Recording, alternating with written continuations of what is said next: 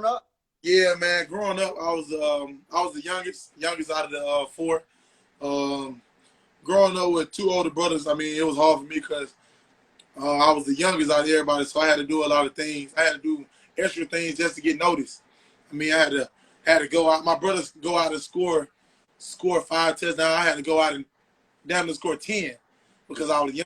So I mean, I just felt like growing up the youngest, I had a chip on my shoulder because I felt like a lot of people really focus on like my oldest brother, my sisters. So I feel like I just had to go out and just work hard for everything I had now. I mean, growing up, that's just how I live. All right. So at what age did you begin playing football? I started actually, it's a true story now. Growing up, started playing at 4. My first year, went out, tried out. I had real bad asthma, so I had to quit. I had a couple of asthma attacks my first year, so I ended up quitting. Coming back when I was like 5, I came back. My mom let me come back and play when I was 5. I ended up coming back playing that when I was 5 and ended up breaking like the single season touchdown record for the regulation I was playing for. I scored like probably about like 60 touchdowns. Averaging I was averaging 5 a game. Like as like coming like my first year ever. My first time ever touching the ball, I ran the wrong way to the wrong. Actually, luckily I didn't throw the ball down to celebrate. My coaches told me to run the other way, and I actually scored still. And like I turned back around, everybody was so exhausted, and I was just standing up there like not even tired. And it was just like dang, that's when I knew football was gonna be my way out then. Okay. That was definitely about to take me to the next question. Like I was gonna ask you, when did you know that you was like gifted and you was a dog in football? But At the age of 5. at the age of 5, that's crazy. A lot of people At the age of 5 that it was gonna be my route out. Like I knew, cause like man, growing up where I'm from, it's either 3 things gonna happen, bro. You playing ball, selling drugs, in jail, either one of those things. And I was determined, to like not be like all the other people from my hood. Like I only had one dream, and that was make it to the NFL, and that's still a dream to this day. I'm gonna keep chasing it. All right, for sure. So what other positions did you play? Man, growing up, I played quarterback, corner, safety, linebacker. Played a little D tackle. I played it all, man. Whatever my coach needed me to do, that's what I was doing. Okay, so which one was your favorite position? It was quarterback because the ball got to touch my hand every play. So it had to touch my hand. Like it was no question that the ball had to touch me first. Okay, I feel like quarterback was my favorite one growing up. So you was out there like Mike Vick? Man, I wore number 7. Oh, that's crazy. I wore number 7. Like it was like I real deal thought I was Michael Vick for real. Like growing up, like that was my favorite player growing up. Because like I ain't really understand like the terminology of why defense mattered. At the time, I just only cared about scoring touchdowns. Mm-hmm. And that's why Vick was my favorite player at the time. Okay. So I know you talked about, where you from, there's 3 ways that you could go in life. If you wasn't playing football, what do you think like you'll be doing? Man, not even gonna lie to you, ain't no telling, bro. But only thing I can say is, bro, I had a lot of people in my corner that made sure I went the right way. So like me, it wasn't no option to go the wrong way for me. Like I had no other choice. Either it was being who I am now or being like beaten to death basically if I didn't live up to like what I did. Like like I said, I ain't have no choice. Okay. Did you feel like that was a lot of pressure when you growing up, or Growing up, I feel like it was a lot of pressure, but I kind of had my other brothers in front of me, so it was like all the eyes wasn't really on me. But once my brothers had took the other route, then I knew for a fact like it was all on me. Like I couldn't afford to lose, like I couldn't. So I just took that into my mind, like bro, like I'm the last one, so I got to do it, and I'm still living that to this day. Okay, okay. So now we're gonna go over to high school. How was high school for you, football wise and academically? How was that for you? Man, high school going into first. I'm gonna start academically. That's the most important thing. Without academics, I won't even be here. Man, going into my freshman and sophomore year, I was kind of like, hey, it's high school. I mean, I'm good at football, so I feel like they'll cut me some slack. So I was kind of my freshman and sophomore year, I was kind of laid back. I wasn't really taking everything serious. And then I really started seeing like how good I can be at football. I really like my offense started kicking in after my sophomore year.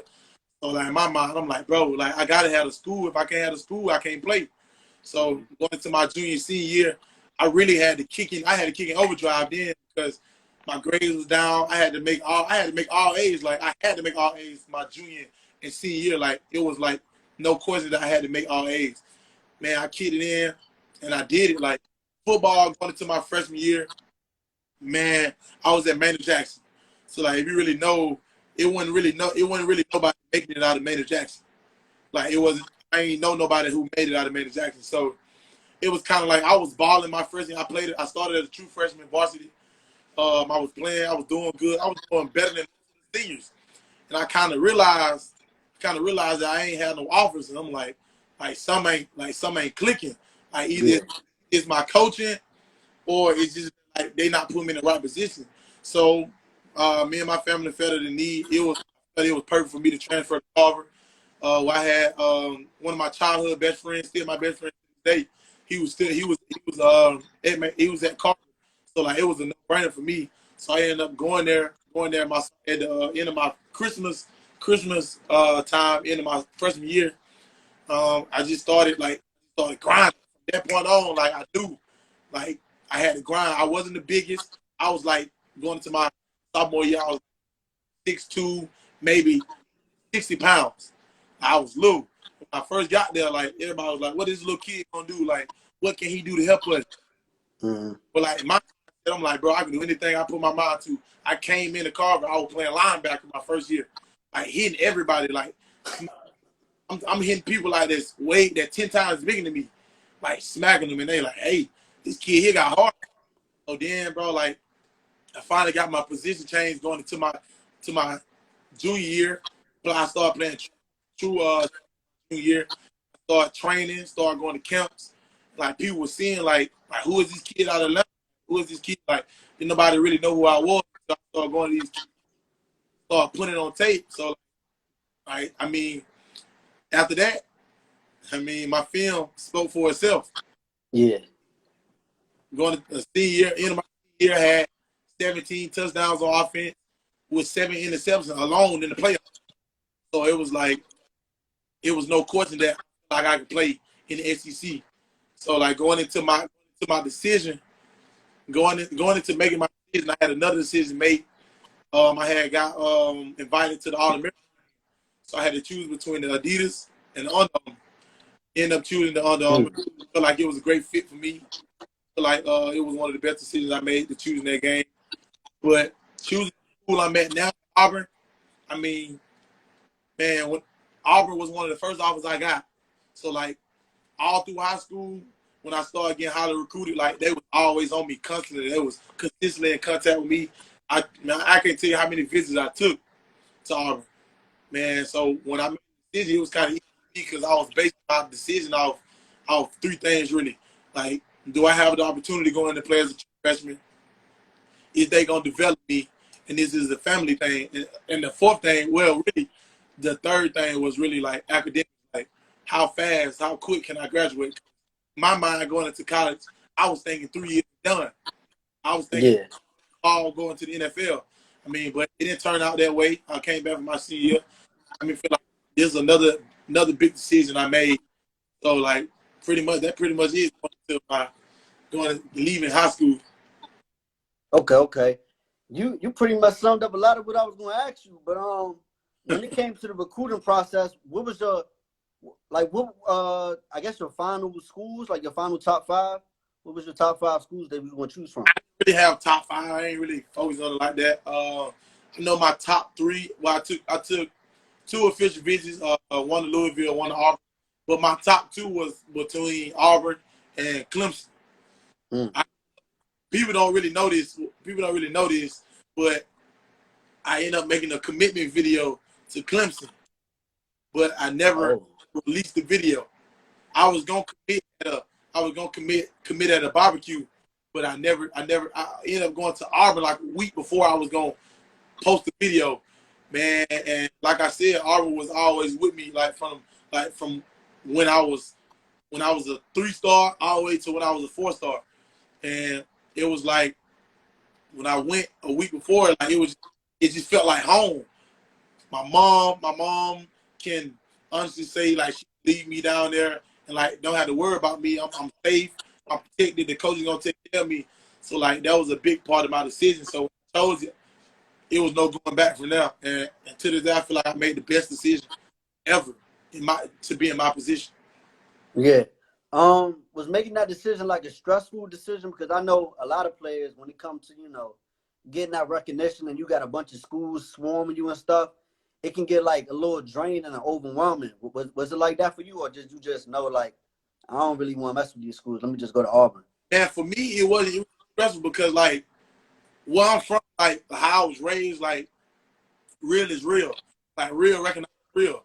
And that's one thing into like my recruiting process, like one thing I can say about Coach Kevin Steele, man, he kept it real with me. He told me, like, I'm a senior in high school. He told me, like, straight up, he was like, I'm not going to guarantee you that you're going to come in and play as a true freshman, start as a true freshman. It's all entirely up to you. All depends on how much work you put in. But he told me, you got the talent to come in and play as a true freshman. Like, he didn't promise me anything that I wasn't going to have to work for. There's all these other schools was promising me things that they couldn't keep their promise on. And I knew for a fact, like, they couldn't keep their promise. Like, cause I'm real to myself. Yeah. If you ain't real to yourself, like, you can't expect nobody else to be real with you. So I was real to myself. I knew I was gonna have to go and come in and compete. I knew I was gonna have to come in and work for everything I had. And that was one of the easiest decisions I had to make for real. Because, like I said, real recognized. Okay. Nah, that's facts. So coming into Auburn, outside of football, what did you choose as your major? Man, I came in and chose it was business at first. Man, I went in, bro. Business was no joke. I was the same way. I did business and I switched out of that. Like, business was no joke, man. So I ended up changing it to this major called interdisciplinary studies. It's basically a major where like you can combine any side of the school, any two different disciplines, and make it as your own. And that's what I did. And I felt like that was great for me because I'm only like a semester away from graduating. So all my dreams are slowly coming true. That's what's up. I'm proud of you. So being a football player and being a college student, how is it with the balance between school and football? Because I know it has to be, a little challenging at times. Yeah, it's challenging, but I mean, in the position I'm in, I got a lot of resources that I can use to help me navigate my time management skills, my preparation, or organizing things like the right way. I had a lot of people my freshman year help me with that. So if you really just buy into the people that's trying to help you, that's really like trying to get you to maximize your opportunity, maximize your ability, like that was the only thing that really got me through all these years was the I had. Not many people have those resources. Yes, it's gonna be difficult sometimes where you gotta test, you gotta practice at 3:00. You might not get out of practice until like 6, and then you got you probably got like 6 or 7 assignments to do that's due at 11:59. But like me, bro, like I did everything. One thing my advisors can tell you, I did everything ahead of time. So when the time came for it to do, I didn't have to panic or rush and do it. If you got free time, bro, like just do things. Like that's what I did. Like I wasn't the kind of person like to play the game all day because I'm not really a big game person. Yeah. I'm the type of person like I watch TV before I play the game. So it was like I'm just sitting around doing nothing. So why not just do stuff that I know I got to do in the future. I just really go ahead and knock it out the way. And that was one of the things that helped me that like graduate quick as I did was just basically stayed on top of all my work. Okay. So now back over to the football field. That first college game, how was that for you? And like, what emotions were going through your mind coming out that tunnel? Man, going through my mind, I'm like, bro, I'm really here. And the sad part about my situation is my first college game ever was at home in Atlanta, in the Mercedes-Benz Stadium. So I was at home. So I knew like once I got in, I had to perform at a high standard. So running out of that tournament, I'm like, dang, I'm at home. I'm a freshman. Everybody's bigger than me. Everybody's supposed to be stronger than me. But I feel like I had that dog mentality and nobody was going to beat me. So once I stepped on the field, like my first snap was third down. And if you know in the SEC, third downs are the loudest downs, like football. And man, I couldn't hear nothing. Like I couldn't hear the call. The only thing that helped me was my eyes, like and the signals. That's the only thing that helped me get the call, man. And that play went by so fast. Fast forward to the end of the game, man. We're at the end of the game, fourth down, game on the line. They need a touchdown to win the game. We're in the middle of the field. As you know, if you want to send a blitz, if you want to get the ball out quick, you want to call those like closer to the red zone. But not my defensive coordinator. The ball's in the middle of the field. They on all like 40. Like they got a long way to go to the end zone.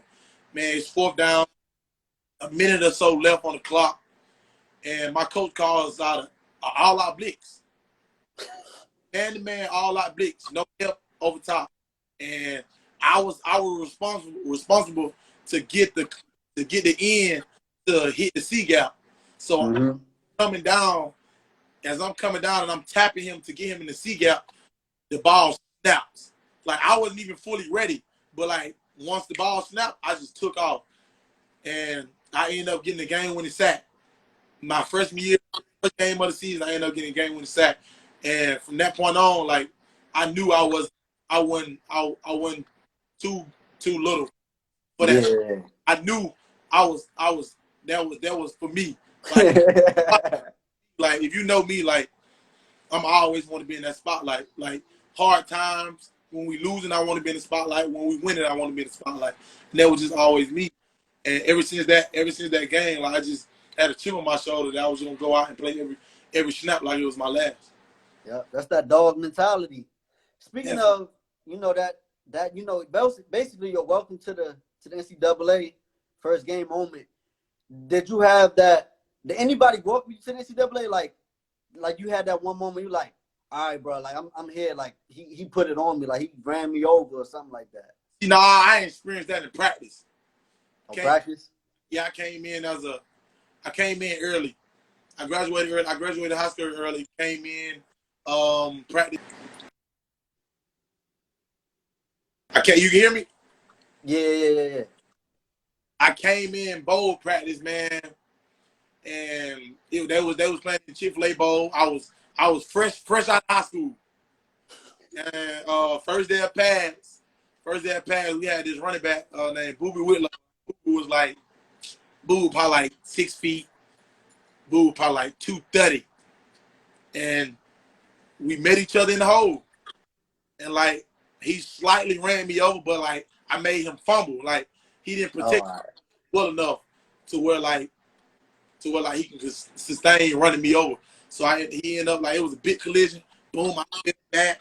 The ball came out, and like I'm like, hey, I gotta gain some weight. I gotta get strong because if you know me, like I don't even tolerate getting ran over. Like that's not even me. Like that's like if you see me ran over, like you better know. Like if you run me over or you hit me, like just know like I'm coming for your neck. Like for the rest of the game. Like I don't care what we on offense, special teams, defense. Like I'm coming for your neck, and this is how I practice. This is how I played, and like it just stuck with me. Mm-hmm. So you talked about your first college game. Talk about that first Auburn versus Alabama game. True freshman. That was the realest game. That was the most humbling experience of my life. Why is that? I played. a significant amount of snaps that game. Man, my freshman year, it was one play. I had end up I was in the goal line. They threw a screen. I ended up coming to make a tackle. He ended up stretching the ball across the goal line. I was kind of upset because I feel like I could have done a better job of knocking him back. So I feel like that's one touchdown that was on me. So in my mind, I'm thinking about that play. I'm thinking about that play like through the whole game, which that's a bad habit to have. So then come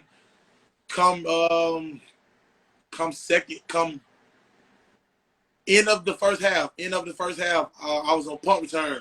We was down by like a touchdown. So I ended up blocking the punt. I blocked the punt, gave my team momentum. We scored the very next play on offense. So boom, I'm back feeling myself. I got my momentum back. We come out of halftime. Alabama turns into a whole different team. It's like everything they do is working. Every single play they call is working.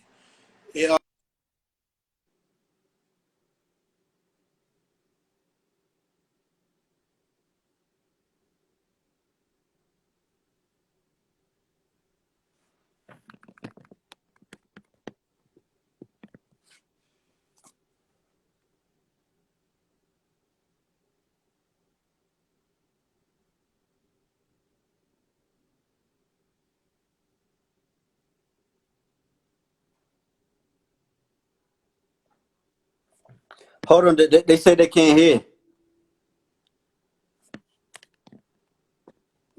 They can't hear you.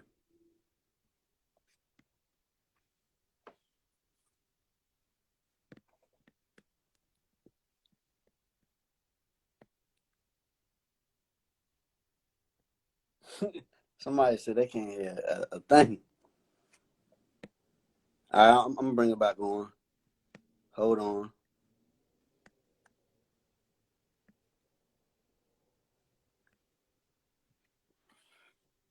Like, people keep calling me.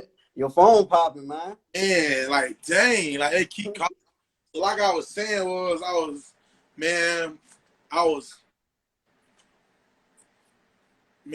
I feel like I let my team down because I feel like I could have played better. But at the end of the day, I was a true freshman. True freshmen make mistakes. And my coach got me out last game of the season, actually. You hear me? Yeah, I can hear you.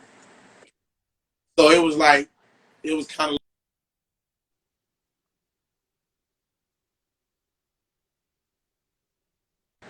my freshman year. I didn't get to play. End up injuring myself. Had a messed up my knee. So I ain't really get to play as much as I wanted to that game. But that's pretty much it by my freshman year. Okay. So going back to your family members, who are those family members that kept you level headed and just keep you, humble throughout the whole journey? Man, one person I can say that was always on me, like if I do something good, it wasn't good enough. If I did something bad, it was horrible. Mm-hmm. That person was Corey Perryman. You know how he can be, man. It was just him, man. Like bro, like he never let me take days off. Like he never let me take days off, and it was just like I needed that. And still to this day, he still. He's right there in the comments talking about some. Put your phone on do not disturb, boy. It just do not disturb. Like, still to this day, he's still on me. Like I do something good, it could have been better. It was good, but it could have been better. And it was like it was him, like getting me through those hard days. But like I wasn't having good practices. I wasn't doing good. I wasn't doing good on the field. Like he just always kept me level headed. Like I know I can talk to him about anything if I was going through things back home with my family. Like he was always there. Like he knew about it. I'm struggling with school. Like he was there to help. Like I'm having relationship problems. Like he was there to help. Like no matter what it was, like he was always there. Like I can always call him, and he'll have some type of advice. Like even if he didn't have it then, he'll go find somebody that he trusted very well, come back and tell me like. And that was one person I can say that got me through all the tough times I had in college. He made sure I stayed humble, even when I didn't want to be humble, even when I wanted to do things. Like he always kept me humble, and like I appreciate him for everything he done. Like still to this day, I know even when I make it to the next level, he's still gonna continue to do the same thing. So it's just like it's good to always have somebody in your corner like that. Yeah, that's Corey. Shout out Corey, my brother-in-law, his cousin. Oh. Yeah, for sure. What are you most looking forward to this season coming up? Man, I'm just looking forward to proving a lot of people, not necessarily proving a lot of people wrong, just proving myself, like that I know I'm the best. Like I know I'm the best. I know I can compete with anybody that step on the field with me. It's just going out and just playing, just having that mentality every game that no matter what happens, like I'm coming for everybody next. Like I don't care who you is. You can be the number one player in the country. You can be LeBron James of football. I'm at your neck 110% every single game. And that's just how I'm feeling this year. Like I don't care. Like I don't care who you is. I don't Nick Saban. You can be Nick Saban. Like I don't care. Like I'm coming at everybody neck. Like you can be the worst player. If you step in front of me, I'm going to destroy you 110% of the time. I promise you. Like that's just how I'm coming this year. Like I'm living with no regrets this year. Like this is my last year, bro. Like, hey. Yeah. Leave it all on the field. I'm leaving everything I got on the practice field to the game field, and that's just how I'm gonna play this season. Like, if you don't like it, hey, I don't care. You step in my way, you better be prepared to fight like a dog, cause like that's how I'm coming. Oh man, look, I don't even play football. You got me want to get out on the field. Like, I love it. I love the energy. You told me when we texted last week that you were part of, the Student Athlete Association Committee. Talk a little bit about that and like what that entails. Man, it's just basically like all the things like that the student athletes go through, like the normal routine, like things we can fix on our campus, things that we can like improve, like survey with it. If it's surveys, practice might be too long, things like that. Like just helping like young guys that's coming in, young students that's coming in that are student athletes, like basically just mentoring them and just helping them, just showing them like that, like it's a process, it's a system. If you follow this process, you follow this system, like you're gonna be straight. And with the SEC football committee, we just basically like meet every now and then with the commissioner talking about things like how the season gonna go, like like as COVID hit, like things have changed. So like we talked with the commissioner of the SEC about like things like what's gonna change during the season, like how we gonna do this, how we gonna travel, how is we gonna live in the hotels, how is we gonna come together as a like on the field, us versus somebody else, like how are we gonna monitor the COVID, the close contact, and things like that, and just basically just talk ball and just talk about a lot of things like that go on that people don't realize. Like some people don't realize how much like football is a drain on some people. Like the mental health side of football, like people really understand that. And it's like we talk about things like that, mental side of football. Talk about a lot of things, man. I'm very grateful to be a part of the leadership. I feel like my teammates and my coaches trust me well enough to go represent my school and myself, my family, the best way I can. And I feel like I've been doing a good job with that. Yeah, respect to that. And speaking of COVID, how was it last year playing in the pandemic with like no fans, or if y'all did have fans, it was like what 10-15%, if that? Man, with me, man, I ain't care. I mean, at the end of the day, it's football. Yeah. As long as you got a ball and you got 11 people on the field, like even though I live for like all the fans, like bro, I ain't care. Like at the end of the day, even though the fans was there, everybody still got that goal to get to the field. So either way it goes, fans or not, you gonna go out and try to best every single game. And feel like a lot of guys went out and showed that like they didn't really need in the stands to go out and play ball. And it was just, man, one thing I say about the COVID, it wasn't really no big issue. I didn't have too many like problems with it because I ended up getting COVID before the season started. So like if you playing in the SEC, if you playing football, if you get COVID like during the season, you ain't gotta take tests because like your body is immune to it. So like you ain't gotta take tests, you ain't gotta get tested, you don't get close contacts and none of that. You basically have like up to 158 days until it's out of your system, fully out of your system, to where you can get it again. So I didn't really like face too many problems with it. I know a lot of teams had a lot of games canceled because it was close contact to where they ain't have enough players playing. And I mean, I just feel like at the end of the day, bro, if you love football and if you wanted to play football during the pandemic, like you had to sacrifice some things. And I feel like my team did a great job of sacrificing like their outside life. We're going to see their family, going out every weekend, stuff like that. For me, it wasn't no problem, to be honest.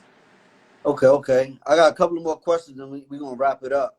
What would you like to be remembered for on the football field and off the football field? Say it again. What would you like to be remembered for, like on the field and then as well as off the field? Man, first thing first, I just want to be remembered as like a high character guy. Like I respect everybody. You respect me, I give you respect. And I was just one of those guys that like I didn't do everything perfect, but I did everything the best of my ability.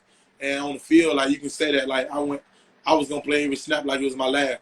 Like I'm not shying down for no contact, not running from no man that's supposed to be this, supposed to be that.